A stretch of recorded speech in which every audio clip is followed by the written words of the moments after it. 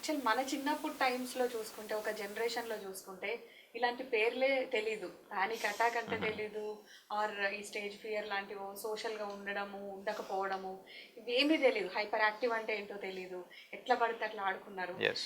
ఈ ఈ ఏమి అసలు ఎలిమెంట్స్ ఇవన్నీ ఇంత దాకా చేంజ్ అవ్వడానికి ఏం కారణం అయి ఉండొచ్చు? Firstly I think urbanization is one thing అండి. అంటే పీపుల్ మోర్ అండ్ మోర్ సిటీలకి వచ్చి, the bigger the city the smaller మీరు ఉండే ప్లేస్. అది న్యాచురల్ కదా. అంటే ఊర్లో ఉన్నప్పుడు we have a bigger house, సిటీకి వస్తే we have a smaller house. And మీరు ఆడడం ఇష్టం ఉన్నట్టు ఆడుతుండే అంటుంది. ఇప్పుడు హార్డ్లీ ఎనీ వన్ ప్లేస్. పిల్లలకు అసలు గ్రౌండ్ లేని స్కూళ్ళు firstly, closed.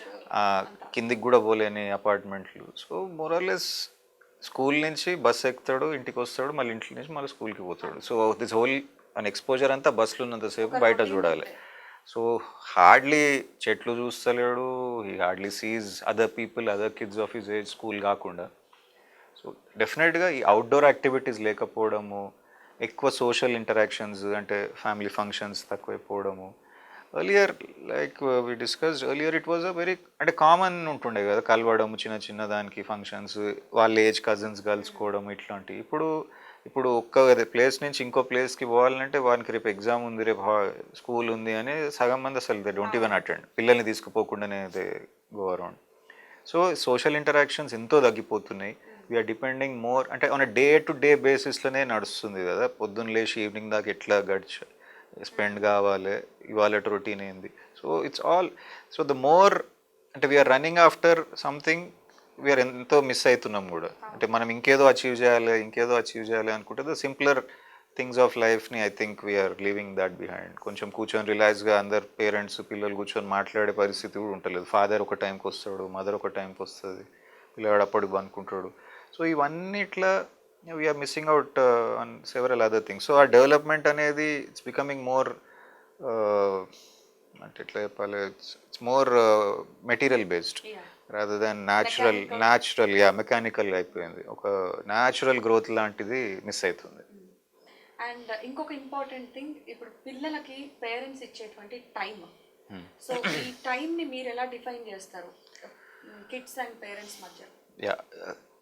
Yeah of course, అంటే time it's more about quality అండి. ఉన్నంతసేపు మాత్రం మంచిగా, అది హాఫ్ అన్ అవర్ అయినా 1 అవర్ అయినా, ఇంకా ఎక్కువైతే ఇంకా బెటర్.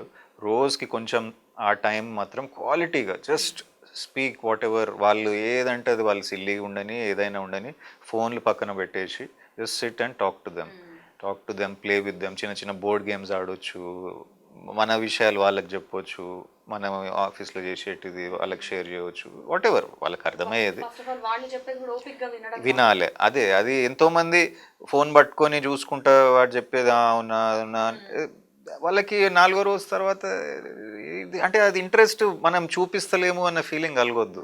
Please be involved. ఆ క్వాలిటీ టైం ఇవ్వడం, అండ్ ఇట్ హ్యాపెన్స్ బెస్ట్ అంటే ఒక భోజనం చేసుకుంటూ చేయడం would be a very good thing.